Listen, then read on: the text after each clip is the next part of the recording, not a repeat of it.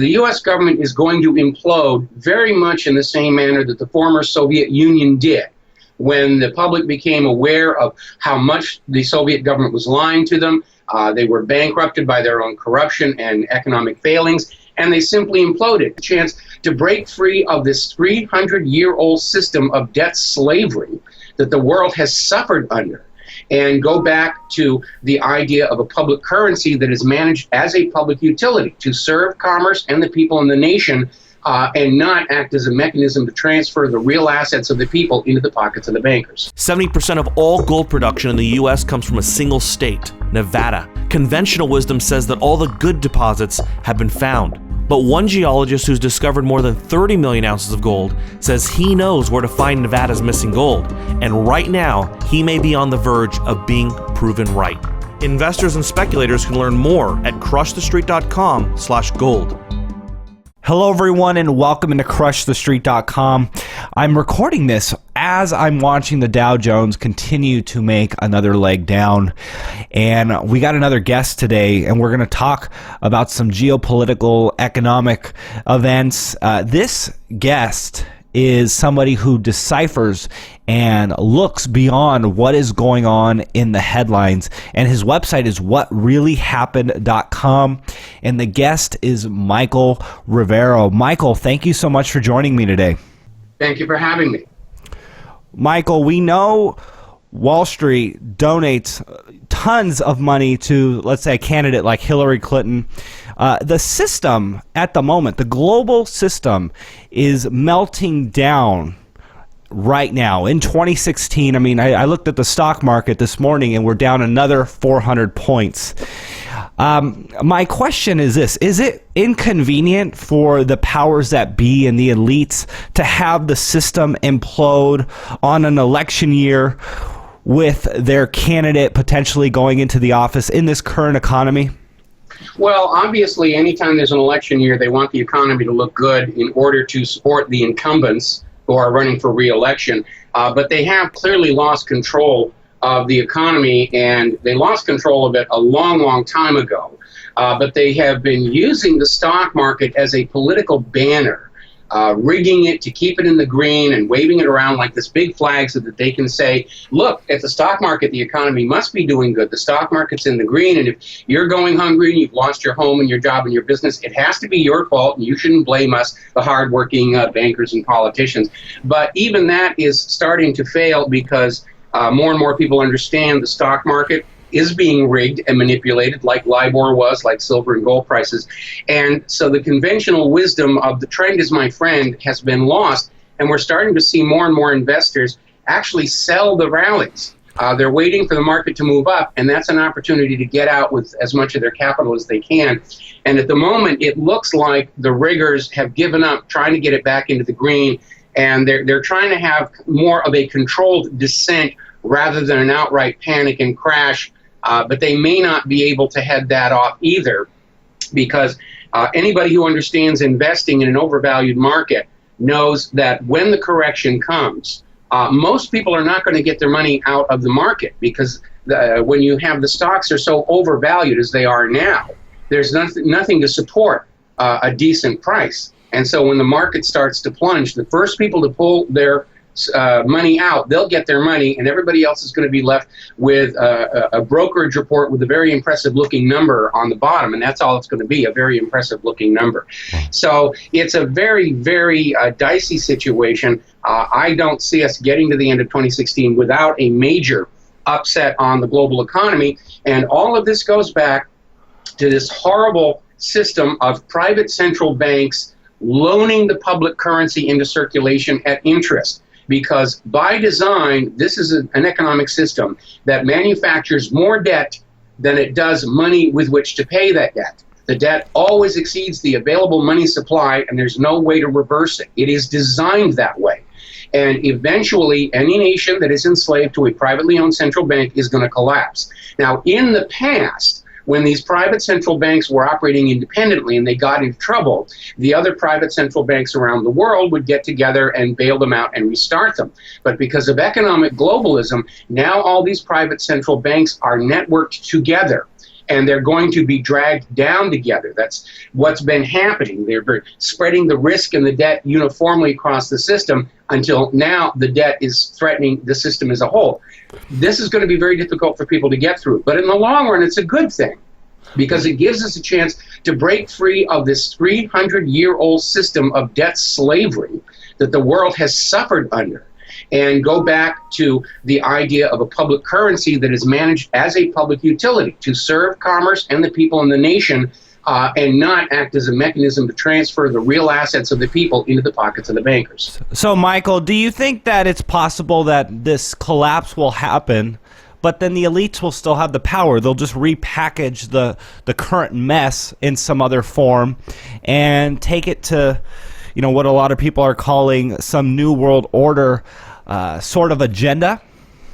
Well, I know that's what the New World Order agenda intends. I don't see it as happening because ordinary people have become much more sophisticated in their understanding of what's really going on with globalism and with economics. The reaction that we're seeing in Europe to the refugees being brought in to blur humanity into a single mass without a sense of regional identity, that's backfired horribly. So the New World Order agenda is in serious trouble. I think that when the economy implodes here in the United States, it's probably going to take the federal government with it, because the American people understand it is the federal government that 100 years ago sold us back into the slavery of the same predatory banking system we fought a revolution to break free of in the first place. And the politicians are not going to be able to get up there and say, give us another chance and we'll do better, because we know from past history they don't. As you were mentioning earlier in the program, Wall Street is pouring money into all these candidates to keep their little scams going. But when the United States was started, there were strict limits on campaign donations to a candidate on the simple principle that a candidate's war chest for the campaign was a true reflection of their popular support. That's why those laws were there. Well, over time, of course, those laws have been chipped away by corruption. We've had Citizens United to the point where the Congress and the White House are just one-stop shopping centers for all the corrupting influences in our society. And between vast amounts of wealth pouring out of Wall Street, big agriculture, big pharma, and simply buying the government that serves their interests, coupled with the massive election fraud that we've been seeing in this country, the American people have been completely disenfranchised. We've lost control over our own country, and the best option for us now is to kind of sit back, have a soft drink and some popcorn, and watch while the system continues tearing itself apart. Because I think what is about to happen is the U.S. government is going to implode very much in the same manner that the former Soviet Union did, when the public became aware of how much the Soviet government was lying to them. They were bankrupted by their own corruption and economic failings, and they simply imploded. And there was about 4 months where people had to take care of each other while they formed the new Russian republics. And life under the new Russian republics is considerably better than it was under the Soviet Union. And I honestly believe that when we come out of the far side of the coming confusion, that life in the United States is going to be considerably better than it has been for the last 20 years. Michael, do you think that Donald Trump has a better and better chance as the economy gets worse and worse, because people will get more and more unhappy with what they are seeing and go to someone who's more extreme? Even a guy like Bernie Sanders, let's say, who's kind of out of the box of the establishment, and get away from the establishment candidate, which right now looks like it's Hillary Clinton. Well, yeah, Bernie Sanders is like 2-1 ahead of Hillary up in New Hampshire. It makes me proud to have originally been a Granite Stater.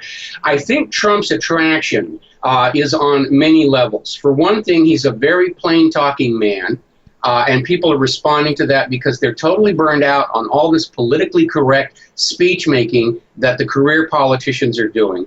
Americans understand that Donald Trump comes out of the world of business where your word is your bond, and if you get a reputation of not keeping promises, you are out of business, in contrast to professional politicians for whom lying every single day about everything is just what they do as part of their job, and people are responding to that. Now, I don't agree with everything Donald Trump is saying, but Sure. He is a breath of fresh air. And at the very least, he's going to shake things up. It's very obvious he is seen as a threat by the current inner economic governmental clique. They've been trying to give him the Ron Paul treatment. I'm very worried that if that fails, and it is failing, they may try the Robert Kennedy approach on him. But he's definitely shaking up the system. And I think he's the point of an anti-incumbency, anti-friend of Israel fever that's sweeping the nation this election year. And we're already seeing it. Debbie Wasserman Schultz is up against some serious competition in her primary. There's even word that John McCain could conceivably lose his re-election later this year. And so I think there's a general sense of we need to get the current entrenched career ongoing politicians out and put some new people in. And the new people may be just as bad, but at least they're going to go in there knowing that their jobs are not secure if they don't take care of the American people, and their names are written on their congressional office doors in dry erase marker. And that is going to motivate them to pay a little more attention to the American people, as opposed to someone like John McCain, who has just assumed it's his divine right to stay in Congress for as long as he shall live. Yeah, talking about lying right in the face of the American people, President Obama at the State of the Union address, just with this confidence and just ignoring the facts that millions of people are unemployed, underemployed, just stating the 5% unemployment rate. And in a lot of ways, I mean, he's able to just mislead so many people because millions of people don't know the real numbers. And it's just him going up there and not even addressing those things is just leading people down this path of lies. And I think when the real underlying economy collapses and crashes, I mean, that's when the masses will understand that, you know, what they have is a bunch of lies. And I still don't know how the chips will settle, but I am sure that, you know, it's going to trickle down and people are going to be very unhappy with what they have. So people are already unhappy. The polls are showing that the American people have never distrusted the government as much as they do now. Gallup did a poll just a couple of weeks ago where the vast majority of people they polled identified the U.S. government as the biggest problem in their own lives. And that is very significant. Now, the reason Obama is getting on up there and saying 5% unemployment is the federal government has become trapped by its own web of mendacity. They have been lying to the American people so long, they have to go online. They can't stand up there and say, all right, you caught us. We lied about the economy. We lied about the true scale of unemployment. We lied about 9/11. We lied about torpedoes in the Gulf of Tonkin. We lied about the assassination of John Kennedy, because the first time they admit openly they've lied to the American people, the entire web of deceptions going back for the last century is going to unravel completely, and the government will fall. And so all of these politicians are obligated to stand up there and go on repeating the official story about everything, even when they're standing there knowing 90% of the people in the audience aren't believing it any longer. And everybody is already making fun of Obama's comment from the State of the Union, where he said, anyone claiming that America's economy is in decline is peddling fiction. And they're laughing at him now. Everybody understands that our government has been controlling the American people through lies, fraud, and deception, whether it's Saddam's nuclear weapons, Assad's sarin gas. Some of the emails that have come out of the investigation into Hillary's email server have confirmed that the real reason the U.S. went into Libya and killed Gaddafi was to destroy the gold dinar, which was threatening to become a pan-African currency, displacing the U.S. dollar. Because right now, the entire U.S. economy depends on the world using the dollar for cross-border trade and banking. This all began at the end of World War II with the Bretton Woods Agreement, where the U.S. dollar took over being the global trade and banking currency from the British pound sterling. And back at the end of World War II, when accounts were still being settled with boxes of paper notes, if not outright bullion transfers, having a single recognized currency did make sense. But in this day and age of global instantaneous electronic financial transactions and confirmations, a single global currency is completely unnecessary. It's an obsolete idea. But the U.S. economy is dependent on maintaining that because we've allowed our manufacturing to decline, because we've got all this free wealth coming in from other countries who have to borrow U.S. dollars at interest to conduct business with other nations. or borrow or to buy oil, the petrodollar deal. And nobody wants to buy our agriculture because of the GMO accident and the experiment, rather. And so as a result, the more countries that stop using the dollar for cross-border trade and banking, the less and less revenue is coming into Wall Street and the Federal Reserve. And it has to reach a breaking point. And that's why the U.S. has embarked on this program of war. These are wars on everybody daring to use other currencies than the dollar. In 2002, Saddam Hussein got permission from the United Nations to sell Iraq's oil for the euro instead of the dollar. 1 year later, he's got nuclear weapons. They invade Iraq. They lynch Saddam Hussein, and Iraq's oil is back on the world market only for the U.S. dollar. The same thing happened in Libya. Gaddafi set up a value-based currency. The gold dinar was looking very attractive to other African nations, and he announced Libya's oil was for sale, but only for the gold dinar. And that's when the U.S. invaded. They killed Gaddafi. The $7 billion worth of gold that was going to back the gold dinar has vanished. I think you can all guess where that went. And the American people were told, we're helping a Libyan revolution against a cruel tyrant dictator. And we now know that that too was a lie. We're learning that ISIS and Al-Qaeda were manufactured by the U.S. as straw men to dump into countries that need to be invaded, to force them back to using only the U.S. dollar. And all of this was actually blown wide open back in 2003 when General Wesley Clark, made public that the U.S. agenda was to conquer all the resource-rich areas in the Middle East in order to force them to sell those resources only for the U.S. dollar. So that anybody who wanted to buy those resources, mostly oil, would have to come to the United States and borrow dollars at interest or bring us manufactured goods and agricultural produce in exchange for ink and paper before they could conduct their business.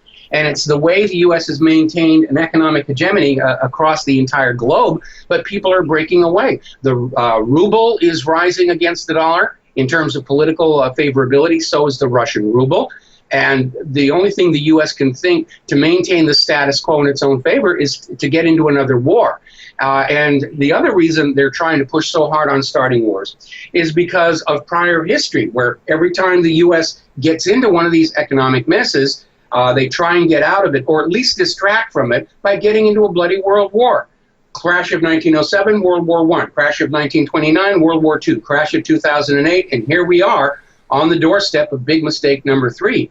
And people need to remember that prior to the creation of the Federal Reserve, there was no such thing as a world war. It came in as a bundle.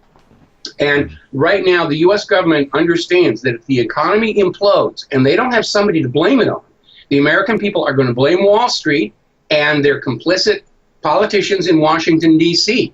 And that's why I think when the economy crashes, it's going to take the federal government down with it. And we're going to see a big push back to the restoration of constitutional authority to the states and local communities, and just go for a grand reset, going back to the system of government and the economic system that works for the people in the nation, rather than being a privatized for-profit venture by a bunch of private bankers who've got enough money to bribe Congress to sell us into their slavery. Michael, that was an excellent articulation of what we are seeing, and I couldn't agree with you more. I wanted to just give you an opportunity to just share with us, what are you suggesting and what are your thoughts on how people should kind of move forward with this information here in 2016? Well, obviously everybody needs to be prepared to have the support mechanisms on which they're dependent now break down. Storable food, water, that kind of thing. We are already hearing talk about capital controls. If the economy starts to go down, the laws are already in place where the bankers can help themselves to the money in your savings accounts and your checking accounts, and you should have no more money in the banks than you need to cover your immediate obligations, because all of it is exposed. If the government decides they need to raid the people to keep the bankers alive, they're going to do it, and they've done it in the past. And you should be investing in silver and gold and small amounts so there's no record, because we also know back in 1933, the government ordered the American people to turn in their silver and gold to give to the banks. Our government doesn't care about the people. Our government gets their money from the bankers, and they're there to take care of the bankers. We're not a capitalist country any longer. We haven't been capitalists for 3 decades now. We have descended into outright, pure economic fascism, where all the losses are going to be dropped on the American people, and those who've got the money are allowed to keep it. And that really is the classic definition of fascism, is when corporate power and government power are aligned together against the general population. And that's not my definition. That comes from Benito Mussolini, who won the Olympic gold medal for being a fascist jerk. Michael, if people want to learn more about you, where would they go and what would they find? My website is called whatreallyhappened.com. We've been running it so long, I forget how long I've been running it. It's over 20 years. We started it in 1994 with the murder of White House Deputy Counsel Vincent Foster, which, thanks to Hillary Clinton's campaign, is current news again. I also do my own talk radio show on the Genesis Communication Network from 3 p.m. to 6 p.m. Central U.S. time, Monday through Friday. And you can listen to it either at gcnlive.com, or if you go to whatreallyhappened.com, during show time, there's a little player that pops up, and you can click that and listen to the show.